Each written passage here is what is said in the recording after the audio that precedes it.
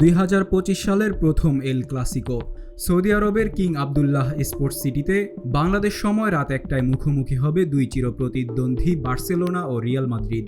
গত 3 মৌসুমে টানা স্প্যানিশ সুপার কাপের ফাইনালে দেখা হচ্ছে এই দুই জায়ান্টের।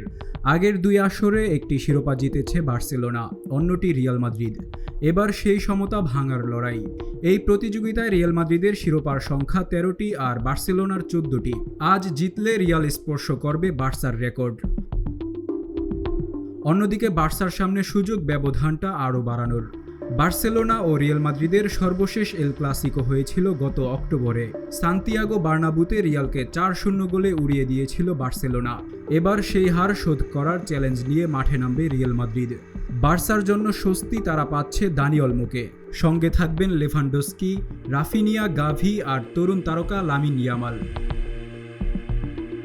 অন্যদিকে রিয়ালের শিবিরে প্রস্তুত Vinicius, Jude Bellingham, Kylian Mbappe আর লুকা মদ্রিচ। উভয় দলের সাম্প্রতিক পারফরম্যান্সও তাদের প্রস্তুতির বার্তা দিচ্ছে। রিয়াল জিতেছে টানা 5 ম্যাচ, অন্যদিকে বার্সেলোনা হেরেছে তাদের শেষ 11 ম্যাচের 4টিতে।